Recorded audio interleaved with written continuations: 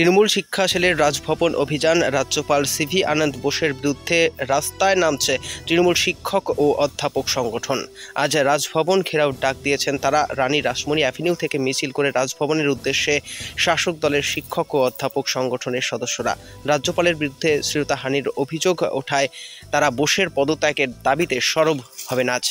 একদমই রাজ্যপালের এই অবিলম্বে এই পদের ইস্তফা দেওয়া উচিত, কারণ তিনি শুধুমাত্র একজন কর্মীকে হেনস্থা করেননি, তিনি সমগ্র নারী সমাজের কাছে তিনি অপরাধী। কারণ নারীরা আজকে প্রকৃত সম্মান পাচ্ছে না।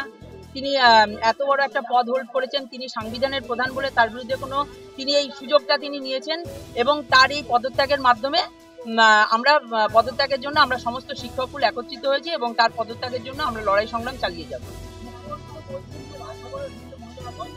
হ্যাঁ, একদমই তাই। তিনি শুধুমাত্র রাজ্যপাল হিসেবে নন, তিনি 31টা বিশ্ববিদ্যালয়ের উপাচার্যও বটে। তিনি যখন একটা দপ্তরের কর্মীকে সুরক্ষা দিতে পারেন না, তিনি কি করে 31টা দপ্তরের শিক্ষক শিক্ষিকা থেকে শুরু করে ছাত্রছাত্রীদের কিভাবে সুরক্ষা প্রদান করবেন? সত্যি এটা আমাদের কাছে একটা লজ্জার বিষয় এবং এর জন্য আমরা ধিক্কার জানাচ্ছি এবং তার পদত্যাগের জন্য আমরা লড়াই সংগ্রাম চালিয়ে যাচ্ছি। আমাদের সংবিধানের অবমাননাকারী এই রাজ্যপালকে আমরা এই রাজ্যে চাই না, যিনি নারীদের চরিত্র হনন করে, নারীদের সুরক্ষা নেই এই রাজ্যে এবং ওনার নিজের দপ্তরে যখন নারীরা অত্যাচারিত নিপীড়িত, সেই রকম একজন রাজ্যপালকে আমরা চাইছি না। আমাদের রাজ্য থেকে উনি যেন চলে যান। উনার একের পর এক অভিযোগ উনার নামে উঠেছে। এখানে আমরা নারীরা চাই না এই ধরনের, যেখানে রাজ্যের গভর্নর একটা সংবিধানের বড় একটা পোস্ট বিলং করে, সেই জায়গায় দাঁড়িয়ে উনি রাজ্যের মহিলাদের সুরক্ষা দেয় না, সুরক্ষিত উনার কাছে নয়। সেই জায়গায় দাঁড়িয়ে আমরা ওনার পদত্যাগ চাইছি।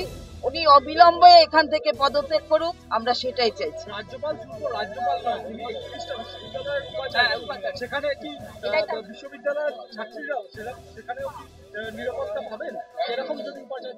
এই ধরনের উপাচার্য থাকলে, আচার্য থাকলে বিশ্ববিদ্যালয়ে ছাত্রছাত্রীরাও কি করে সুরক্ষা হবে? ওরাও সুরক্ষিত নয়। হয়তোবা ওরা জানাচ্ছে না বা ওরাও হয়তোবা অনেক রকম সমস্যার সম্মুখীন হয়েছে, সিকিউরিটি ওদেরও নেই, কিন্তু ওরা ভয়ে হয়তোবা প্রকাশ করছে না। এই ধরনের রাজ্যপাল আমরা আচার্য হিসেবে চাই না। ওনার অবিলম্বে আমরা পদত্যাগ চাই। উনি শিক্ষিত হতে পারেন, কিন্তু আসল মানুষের একটা চরিত্রটাই একটা মানুষের আসল অবলম্বন। সেইখানে যখন কাটা পড়ে যায় বা সেইখানে যখন একটা ঘৃণ্য জায়গায় এসে যায়, সেখানে আমরা ওনাকে চাইছি না। উনি অবিলম্বে পদত্যাগ করুন।